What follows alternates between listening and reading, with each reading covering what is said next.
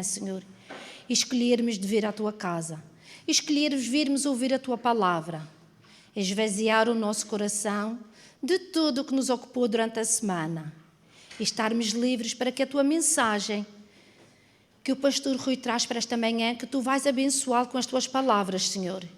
Essa mensagem pode ficar gravada e possamos pôr em prática no mais uma semana, Senhor. Vem abençoar o Teu povo, vem abençoar esta igreja do Funchal, Senhor. Vem nos unir e vem nos preparar para a salvação, para a pátria celestial que está preparada para nós, para as nossas famílias que aqui representamos, Senhor. E que um dia, muito em breve, este abraço que nós damos possa ser dado na pátria celestial. E é o que eu te suplico, em nome de Jesus Cristo. Amém.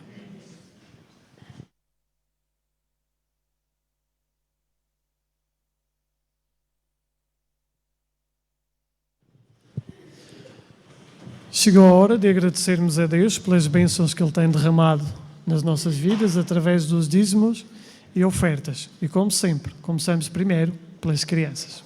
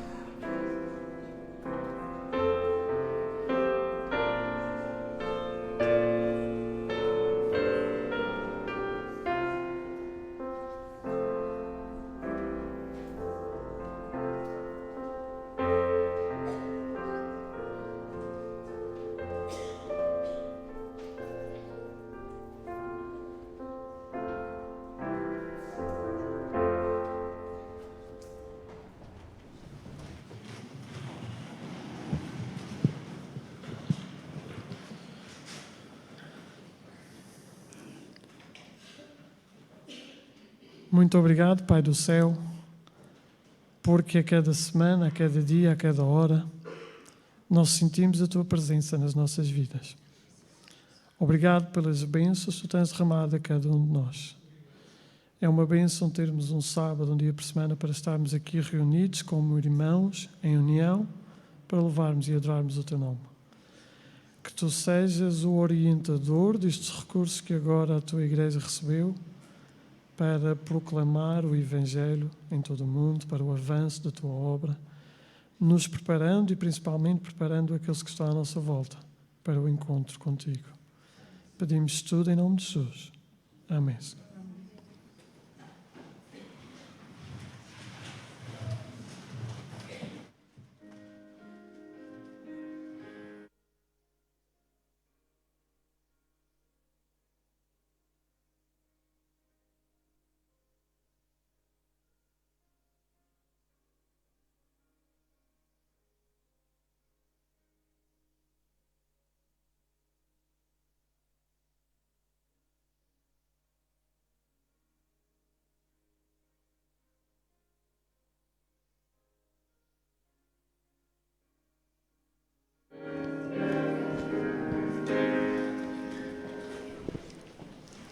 Bom dia, meninos.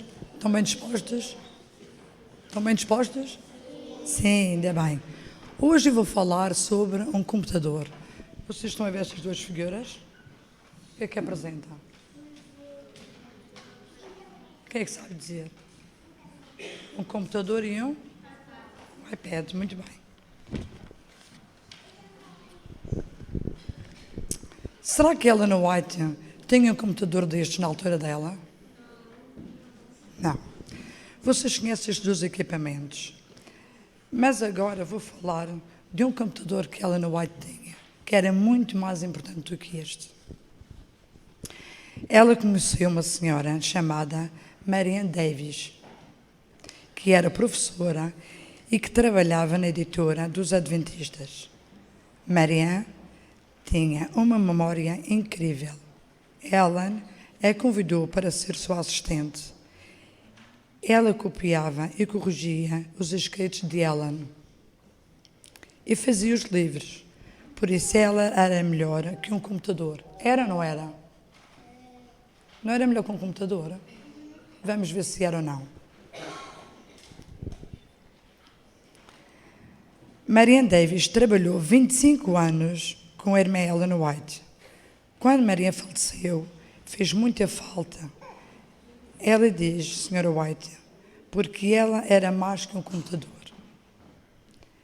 Por isso, vocês, quando olharem para um computador moderno, lembrem-se de Marianne Davies.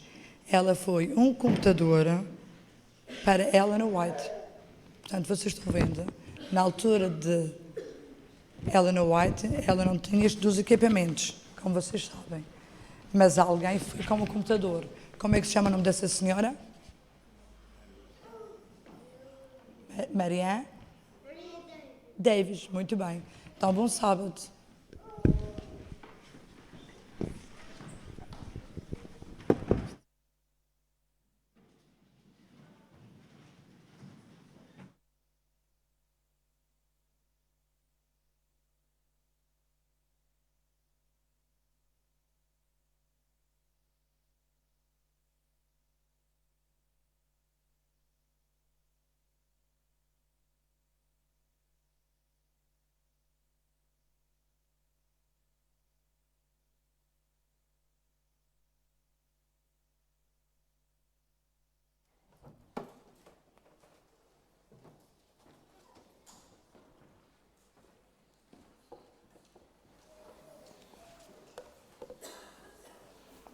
Gostaria de saudar de uma forma muito especial a igreja aqui reunida.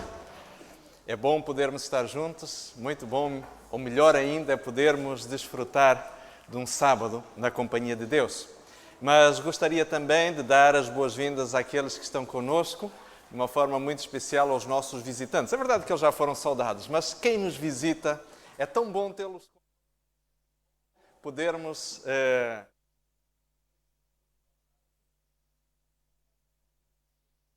e presença habitual na nossa igreja, mas ter a família Encarnação é sempre algo muito especial. Sejam, portanto, muito bem-vindos todos. É bom poder tê-los. Temos também irmãos vindos do norte do país, o irmão Magalhães e a sua esposa. Temos também, embora não seja uma visita, mas estamos contentes de ter novamente o nosso irmão Egídio novamente connosco. Já Deus a fortalecê-lo e a dar-lhe, diríamos assim, a bênção de poder recuperar a sua saúde. Graças a Deus por isso. Temos também amigos nossos que estão conosco. É muito bom ter aquele nosso amigo que está ali ao fundo, juntamente com o Sr. Álvaro também. Sejam muito bem-vindos. Temos, portanto, toda uma série de amigos, de companheiros, de jornada para o céu, não é? Que todos nós pretendemos lá chegar. E queremos também dar as boas-vindas àqueles que estão conosco através da transmissão de internet. Que você, meu querido amigo, muito bem-vindo a este momento que o Senhor o conduz no estudo da sua palavra.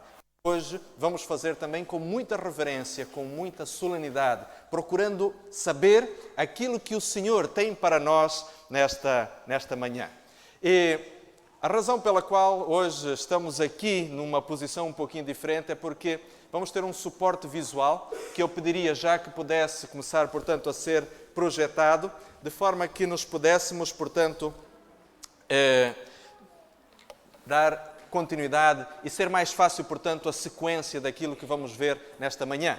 Aqueles que frequentam habitualmente as programações de domingo sabem que nós estamos a estudar uma série Profecias de Esperança. Amanhã nós vamos dar continuidade a esta série, mas pelo contexto em que nós estamos a viver de uma forma muito particular estes últimos dias, esta semana, senti que era da parte de Deus algo muito importante, transmitir ao seu povo, aos seus santos, justamente algumas informações de natureza profética e, sobretudo, tendo a perspectiva de que cada profecia, cada verdadeira profecia bíblica deve nos conduzir a uma atitude de esperança. Assim, o tema que vos trago nesta manhã tem justamente a ver com uma questão que, durante esta semana, muitos de nós temos estado em perplexidade. O Estado Islâmico e a profecia. Talvez alguns, neste momento, estejam a investigar a palavra de Deus e a tentar perceber de que forma é que esta catástrofe que se está a abater sobre a sociedade mundial, de que forma é que este movimento tem efetivamente o seu papel ou o seu dentro do panorama profético, de que forma é que ele se encaixa. Nós não queremos de modo nenhum aqui nem politizar este momento de reflexão espiritual, mas é importante talvez que nós possamos entender um pouquinho que movimento é este, como ele surgiu. Bem, o movimento do Estado Islâmico surgiu há cerca de 12 anos atrás.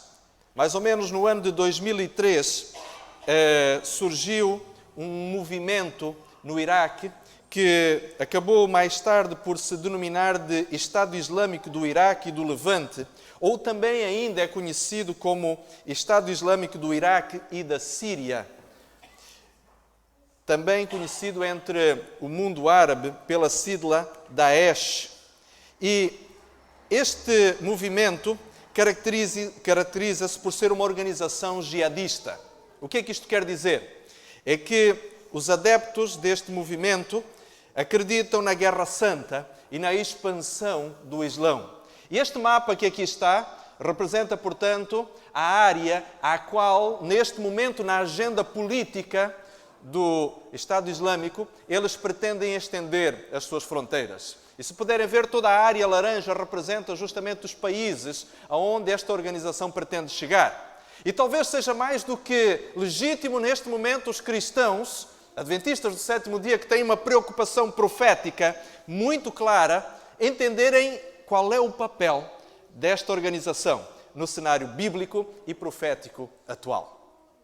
Bem, por isso, eu gostaria de convidá-los a justamente analisarmos o que a Bíblia tem a dizer sobre este assunto. Primeiro texto que gostaria de convidá-los a lermos, e nós vamos ver alguns dos textos que vão ser projetados, porque como vamos ter uma série bastante rápida de textos bíblicos, é importante que possamos ver alguns deles projetados para mais facilmente visualizarmos e destacarmos alguns pontos importantes. Por isso, o texto que vos quero propor neste primeiro momento encontra-se em Mateus capítulo 24, os versos 6 a 8, e diz então o seguinte: E ouvireis falar de guerras e rumores de guerras. Olhai, não vos perturbeis, porque é forçoso que assim aconteça.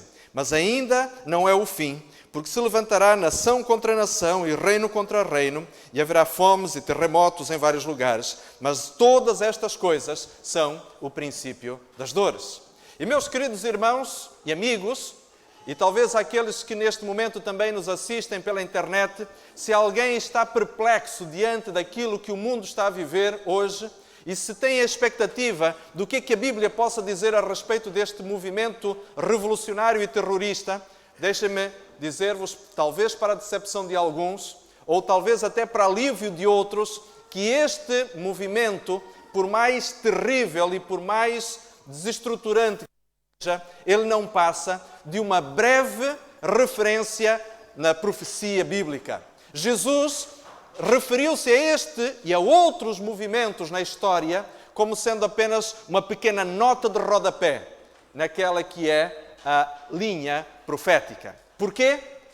Movimentos como a Al-Qaeda, Estado Islâmico, aquilo que foi a superpotência da cortina de ferro, liderada particularmente pela União Soviética, a China, ou a possibilidade de uma guerra mundial, ou ainda muitas outras ameaças que se façam sobre a Terra, meus queridos amigos, não passam de personagens secundárias, de elementos de importância secundária no próprio panorama da Bíblia. E só para vos recordar um pouquinho, recordam-se talvez alguns daqueles que viveram de forma consciente durante as décadas de 70 e 80. Muitos cristãos se perguntavam qual é o papel da União Soviética, qual é o papel dos países da cortina de ferro, dos países comunistas no cenário profético. O papel deles era insignificante. Eles não representavam qualquer ameaça às profecias bíblicas. Nem sequer eram referidos de forma direta ou indireta. Não se conseguia encontrar para estes movimentos históricos ou sociais, não se conseguia encontrar qualquer elemento que os pudesse encaixar na profecia. Porquê? Porque eles, embora pudessem fazer muito barulho, embora pudessem criar perplexidade, mas eles não estavam previstos. Não que não estivessem na visão de Deus, mas não tinham um papel relevante na profecia e no panorama profético. Isto para dizer o seguinte, meus queridos irmãos.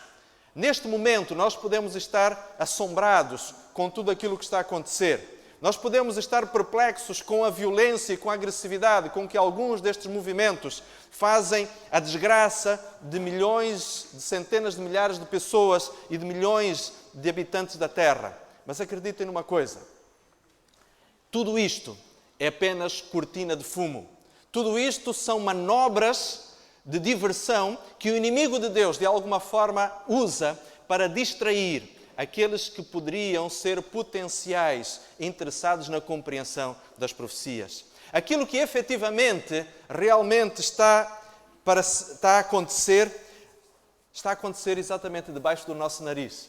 Mas nós não prestamos atenção a isso. Por isso eu gostaria de convidá-los a permanecermos ainda no capítulo 24 do livro de Mateus, para podermos entender exatamente qual deve ser a nossa atitude diante da profecia. E Jesus, em Mateus capítulo 24, dá-nos algumas orientações a respeito da forma como nós devemos entender os acontecimentos, as circunstâncias que nos cercam. Voltamos novamente a ler Mateus capítulo 24, do verso 6 ao verso 8, e diz então: e ouvireis falar de guerras e rumores de guerras. Notem que aqui não é dito a respeito de um determinado Estado que se levantará contra outro. Nem sequer é dito de um movimento revolucionário que vai acontecer. Simplesmente Jesus diz: ouvireis falar de guerras.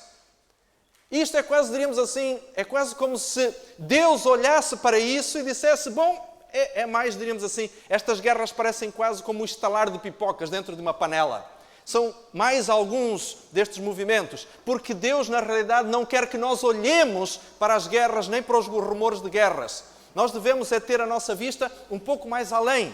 E vejam o que é que Jesus diz: olhai, não vos perturbeis, porque forçoso é que assim aconteça. O que Jesus, na realidade, está a dizer aos seus ouvintes, estava a dizer aos seus ouvintes há cerca de 2000 anos atrás, e diz a cada um de nós hoje meus queridos, por mais que isto possa ser barulhento, por mais que os telejornais estejam a ocupar grande parte do tempo de antena com estas questões, isto não é efetivamente o fim. Isto não deve ser aquilo com o qual nós nos devemos preocupar.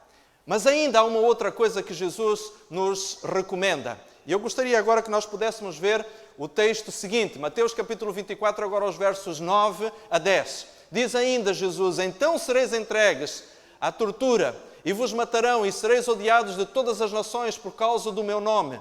Nesse tempo muitos hão de se escandalizar, e trair-se-ão uns aos outros, e mutuamente se odiarão. Mas notem uma coisa interessante aqui, é que as perseguições também não devem dirigir o nosso foco para a compreensão do panorama profético.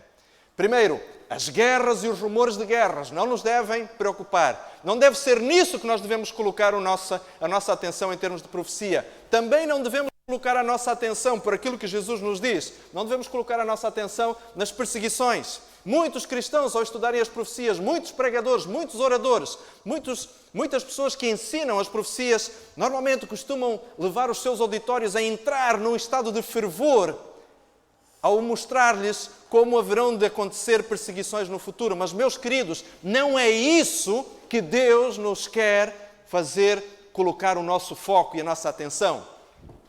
Quando nós lemos Mateus capítulo 24, o que nós percebemos é que Jesus passa rapidamente por isso, descrevendo apenas como circunstâncias preliminares, como fatores secundários, porque o grande objetivo da profecia está mais adiante. E o foco que Deus efetivamente nos quer conduzir tem a ver justamente com a nossa preocupação, a forma como nós vemos justamente o que acontece no cenário religioso. Mas não é apenas o cenário religioso, é especificamente o cenário religioso cristão do mundo moderno. É por esta razão que Jesus, no capítulo 24, nos versos 4, 5, 11 e depois no verso 24, por favor, se você tiver uma Bíblia, aliás, se você tiver uma caneta nesse momento, circunde, ponha uma bolinha junto ao verso 4 e ao verso 5 e depois ao verso 11 e ao verso 24. Porque Jesus aqui nos mostra efetivamente qual deve ser, aonde é que deve estar a nossa atenção. E olhem só o que Jesus diz aqui. Eu tomei a liberdade de destacar com uma cor diferenciada as palavras que Jesus destaca neste texto. No verso 4 e no verso 5, Jesus diz: respondeu-lhes Jesus: acautelai-vos. Jesus chama a atenção dizendo: estejam atentos, para que ninguém vos engane.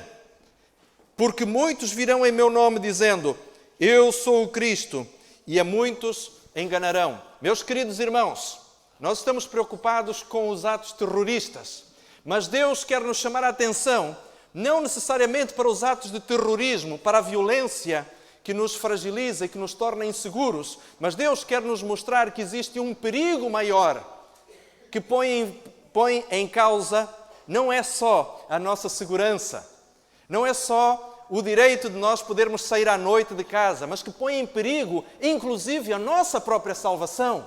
É isso que Deus quer realmente que nós chamemos, que nós estejamos atentos, porque surgirão enganos. Muitos se apresentarão como dizendo, sendo o Cristo. Depois, no verso 11, nós encontramos novamente Jesus dizer: igualmente hão de surgir falsos profetas, que ainda enganarão a muitos. E, por fim, Jesus, no verso 24, diz: porque hão de surgir falsos cristos e falsos profetas, que farão grandes sinais e prodígios, de modo que, se possível, enganariam os próprios escolhidos. Por que que Jesus, numa única conversa, num único sermão, Jesus faz referência por 3 vezes a este aspecto tão importante? A questão de não sermos enganados. Sabem? Deixem-me dizer-vos um pequeno segredo. Quando em profecia alguma coisa é repetida 3 vezes, é porque isto é de uma importância tão grande, que está relacionado diretamente com a nossa salvação. Notem que Jesus não fala de guerras e rumores de guerras 3 vezes. Jesus não fala a respeito de doenças e de terremotos 3 vezes. Mas ele, por 3 vezes, fala a respeito dos enganos que haveriam de acontecer nos últimos momentos da história da Terra. E, meus queridos, em vez de nós estarmos preocupados com o que está a acontecer em França, ou com o que está a acontecer no Extremo Oriente, ou no Médio Oriente, nós deveríamos estar preocupados com o que está a acontecer no cenário religioso, no cenário cristão, neste momento. Neste exato instante, grandes acontecimentos estão a ocorrer, importantes decisões estão a ser tomadas. Nós daqui a pouquinho vamos ver, de acordo com a profecia, o que é que realmente podemos ver de relevante a acontecer hoje. Mas deixem-me dizer-vos uma coisa. E há pouquinho nós vimos, por exemplo, a respeito da União Soviética. A União Soviética surgiu em 1917 e no início da década aliás, o movimento marxista surgiu na Rússia em 1917 e depois, no início da década de 90, acabou por cair, por se esfacelar. Qual era a importância? Qual era a importância deste regime político que parecia ser tão forte, que parecia ser inquebrantável? Sabem para que é que serviu? Entre outras coisas, para a magnificência, para o crescimento da influência do poder descrito em Apocalipse 13 como sendo o poder da besta. Entendem? Mas vamos avançar um pouquinho mais. O segundo aspecto que na profecia Deus nos chama a atenção.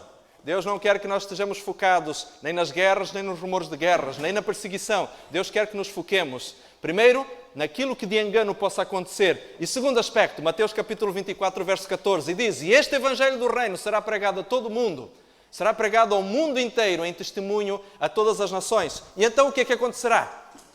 Então virá o fim. O fim virá quando o mundo estiver em guerra? Não. O mundo virá quando o mundo estiver coberto de epidemias? Não. O mundo virá quando houver, diríamos assim, grande confusão social? Não é isso. O fim do mundo não acontecerá dessa forma. O fim do mundo acontecerá, meu querido amigo e irmão, quando o evangelho do reino for pregado a toda a nação. Agora vejam o seguinte: e quem tem a responsabilidade de cumprir esta missão? Mateus capítulo 28, versos 19 ao 18 a 20. Aproximando-se de Jesus, falou-lhes dizendo: foi-me dada toda a autoridade no céu e na terra. Portanto, ide, fazei discípulos de todas as nações, batizando-os em nome do Pai, do Filho e do Espírito Santo, ensinando-os a observar todas as coisas que eu vos tenho dado. E eis que estou convosco todos os dias, até à consumação dos séculos. E sabem, meus queridos irmãos, quando lemos este texto, há uma coisa que nos salta à vista. É o fato de Jesus usar a expressão todo ou toda por 4 vezes. Toda a autoridade foi dada a Cristo. A mensagem do Evangelho deve ser enviada a todos, deve ser pregada a todas as nações. A mensagem deve ser pregada na sua totalidade. E Jesus estará conosco até à consumação dos séculos. Aqui nos é explicado quem estará conosco para a pregação do Evangelho. Como é que o Evangelho será pregado? De que forma o Evangelho será pregado? Aqui estão todas as informações. Eu gostaria ainda que nós pudéssemos ir a um outro texto que encontramos na Bíblia, no Evangelho de São Marcos, no capítulo 16.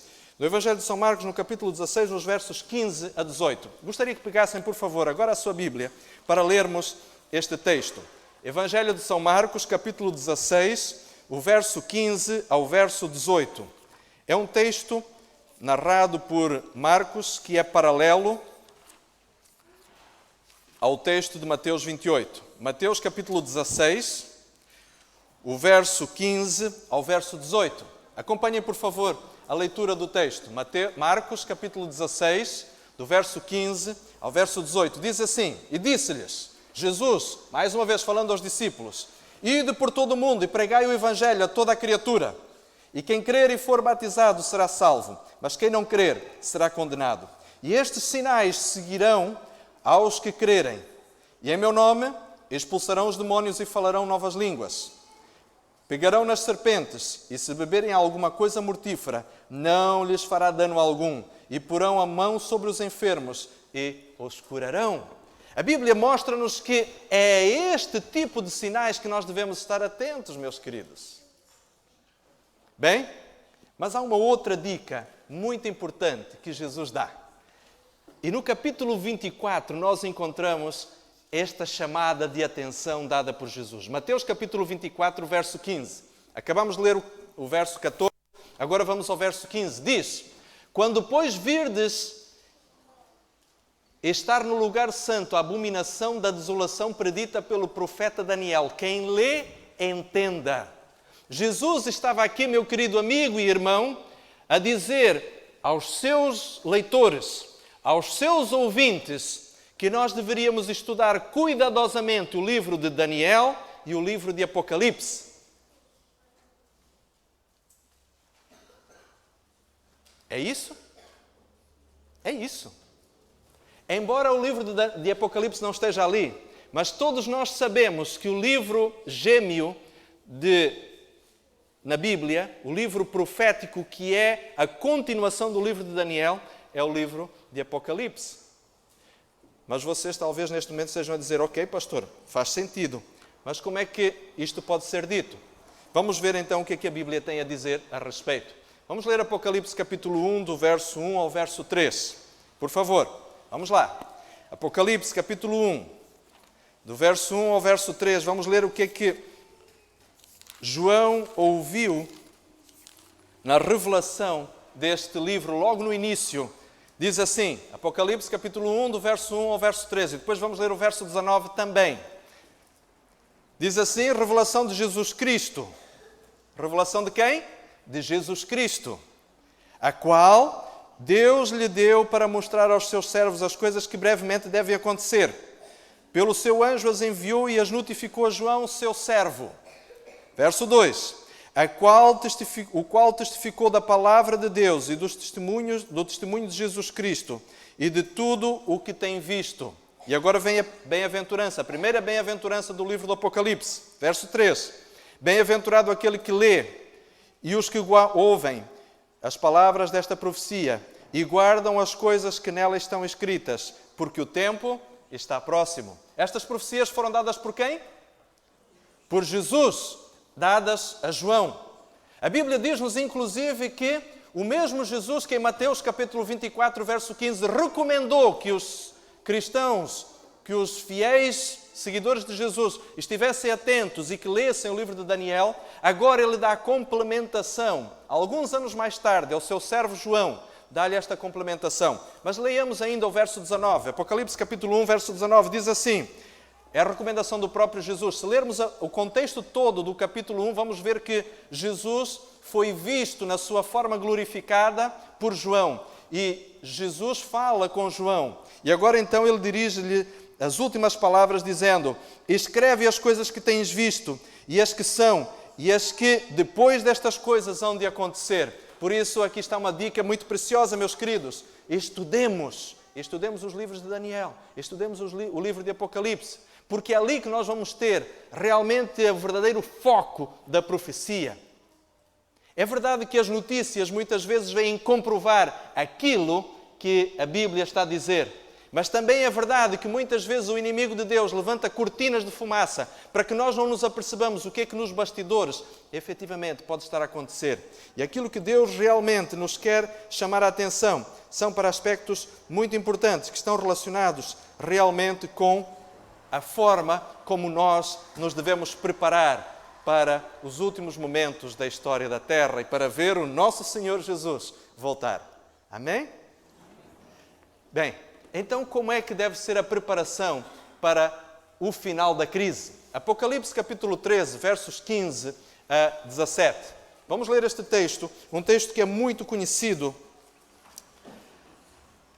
daqueles que são estudiosos das profecias. Diz então João, no capítulo 13, e vale a pena dizer aqui o seguinte, meus irmãos, o capítulo 13 é o ponto alto do livro do Apocalipse. Nós sabemos que o livro do Apocalipse tem 22 capítulos. Portanto, o capítulo 13, vamos dizer que é o ponto central, o ponto alto das profecias do livro do Apocalipse. Então ali diz, e foi-lhe concedido, estamos a falar, portanto, da besta, o poder que se levantará de uma forma, ou que já está a levantar contra Deus de uma forma muito forte. E foi-lhe concedido também dar fôlego à imagem da besta, para que a imagem da besta falasse e fizesse que fossem mortos todos os que não adorassem a imagem da besta. Primeira informação que nós encontramos aqui. Em determinado momento, este poder que está a lutar claramente há muitos séculos contra Deus, haverá de promover um decreto em que aqueles que não adorarem ou que não seguirem os seus ditames religiosos serão condenados à morte.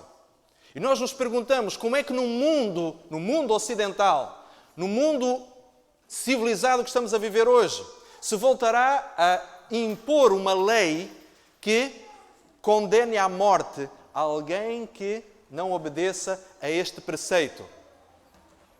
Os poucos países que ainda mantêm a lei, a pena capital, fazem-no de uma forma muito cuidadosa e muito restrita. Os poucos países ocidentais onde existe ainda a pena de morte, há movimentos muito fortes no sentido de que estas leis sejam abolidas.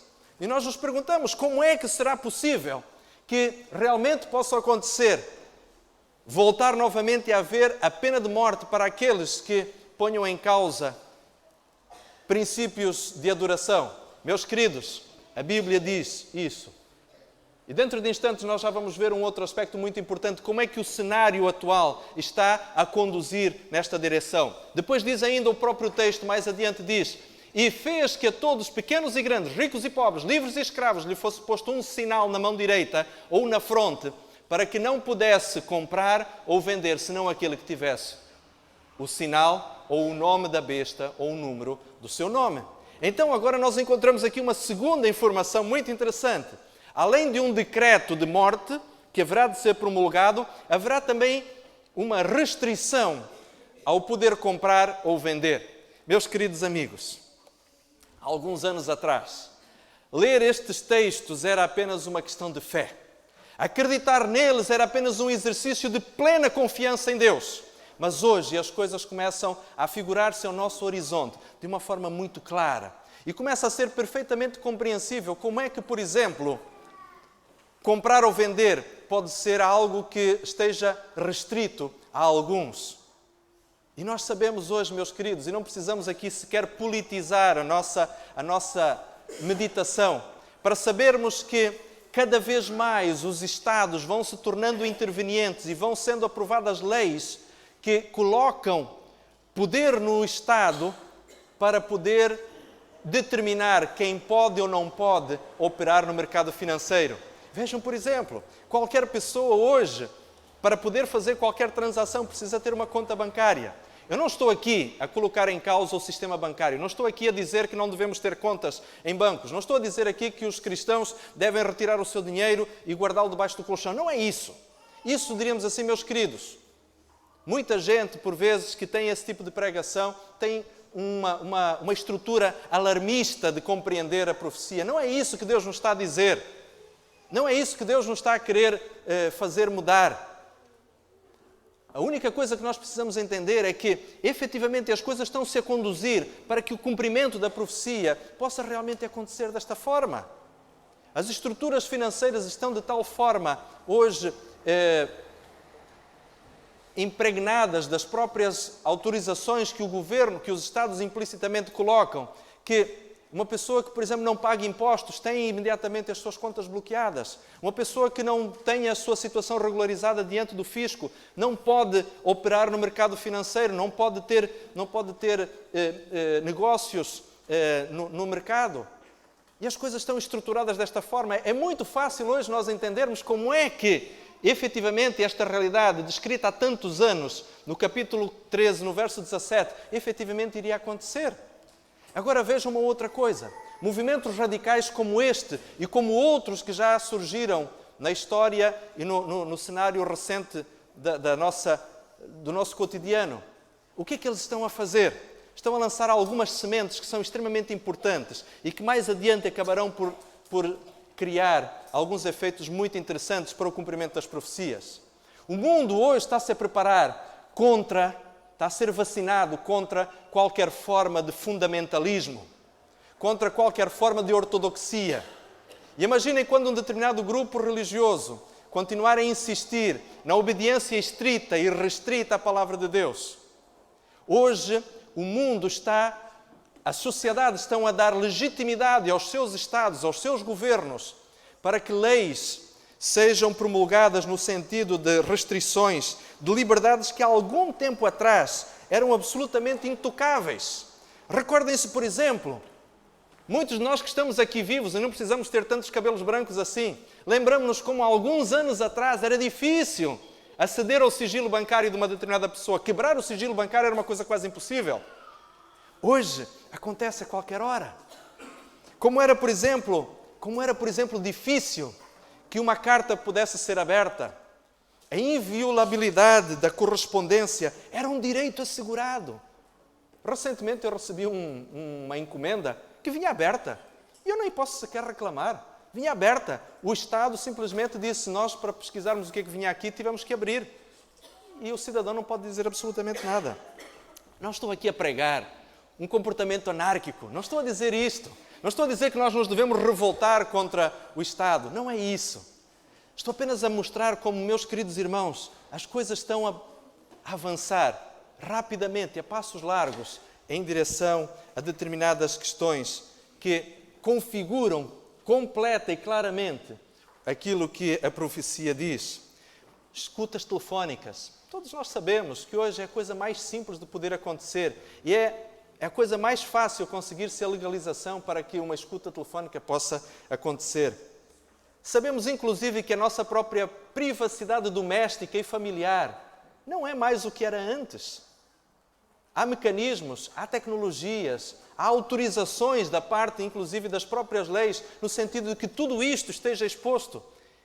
E, meus queridos irmãos, vejam, cada onda de terror, cada momento histórico como este que acabamos de ver, nós vemos os Estados, a população estando disposta a abrir mão das suas liberdades inerentes em favor de um bem maior, que é a segurança. Sabem, quando estas coisas acontecerem, quando todas estas coisas acontecerem, Jesus deu um conselho muito claro aos seus discípulos. Mateus, ou melhor, Lucas, capítulo 21, verso 28. Ora, quando estas coisas começarem a acontecer, exultai. É interessante que Jesus não dizia aos seus discípulos, quando estas coisas começarem a acontecer, fiquem apavorados, comecem a sapatear como se fossem crianças assustadas. Não. O que Jesus disse é, quando estas coisas começarem a acontecer, fiquem alegres, fiquem contentes. Porquê? Levantai as vossas cabeças. Meus queridos, quando nós estamos com medo, o que é que acontece? Cruzamos os braços, assumimos uma posição o mais próximo da posição fetal. Uma atitude de proteção, baixamos a cabeça. Mas o que Jesus nos diz é justamente o contrário. Quando estas coisas começarem a acontecer, levantem as vossas cabeças, sintam-se alegres, porque alguma coisa muito especial está para acontecer.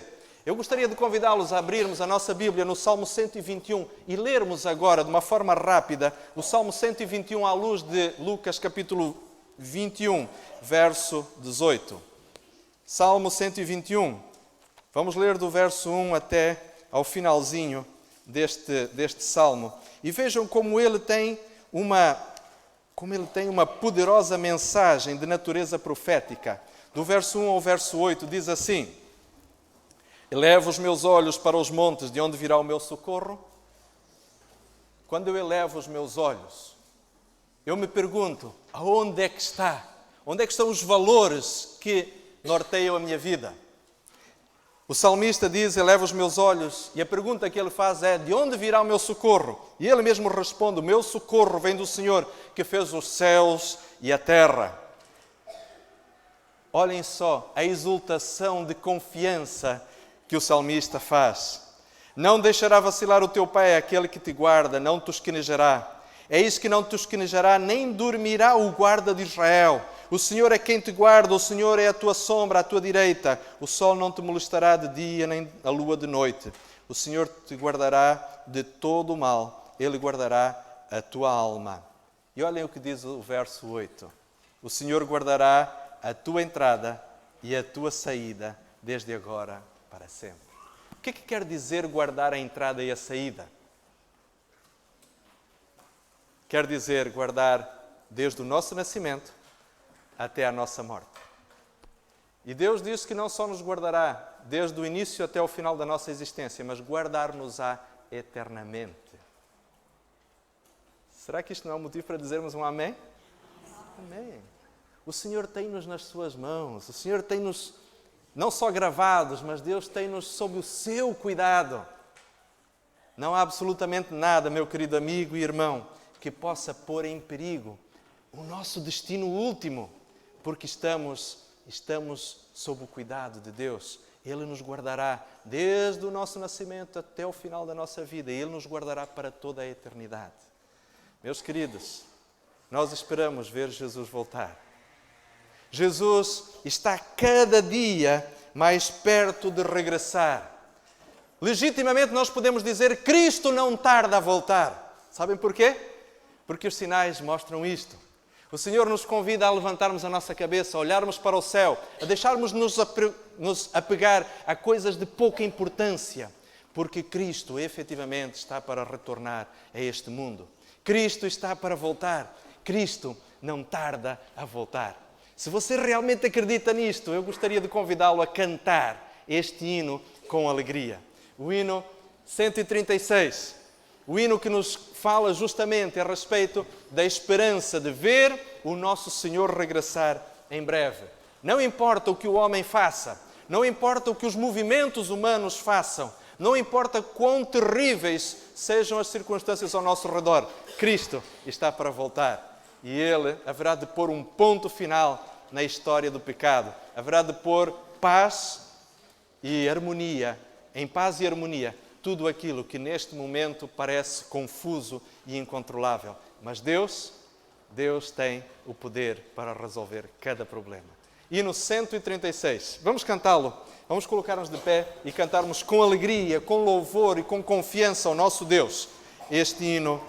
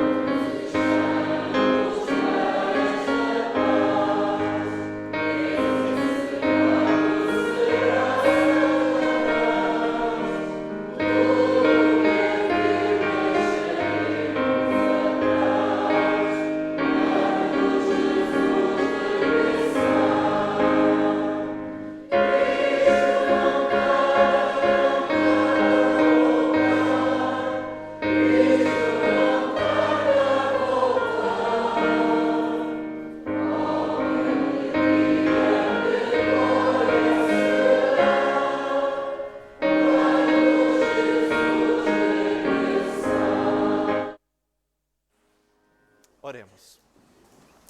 Querido Senhor, como é bom sabermos que quanto mais se intensificam estes sinais, mais breve está a Tua vinda. Obrigado, Senhor, porque todos estes acontecimentos, eles apenas são secundários, eles apenas representam a preparação para o grande evento, para o grande acontecimento do qual todo cristão deve esperar e para o qual cada crente deve se preparar, que é o breve encontro contigo. Obrigado, Senhor, porque sabemos que um dia, mais brilhante do que o sol ao meio-dia, será a Tua vinda. Será fulgurante e impressionante o Teu regresso a este mundo. E, Senhor, nós queremos estar preparados para que quando este dia chegar, para Ele possa ser para nós um motivo de grande alegria e o completar de todas as expectativas de uma existência inteira. Querido Deus, se alguma coisa existe que nos possa impedir de receber o reino eterno, oh Deus, ajuda-nos, ainda que isto nos custe, ajuda-nos a pormos de parte. Ajuda-nos, Senhor, a não brincarmos com pecados acariciados, a não cultivarmos problemas ou dificuldades que nos impeçam, Senhor, de Te receber como nosso Salvador. Ajuda-nos, bondoso Deus, a que este momento possa ser um momento de decisão. O agora seja a ocasião da grande escolha da nossa vida. E que não deixemos, Senhor, para mais tarde, aquilo que Tu nos convidas neste momento a receber, que é Jesus Cristo como o nosso Salvador. Em nome de Jesus nós Te pedimos e agradecemos tudo. Amém, Senhor.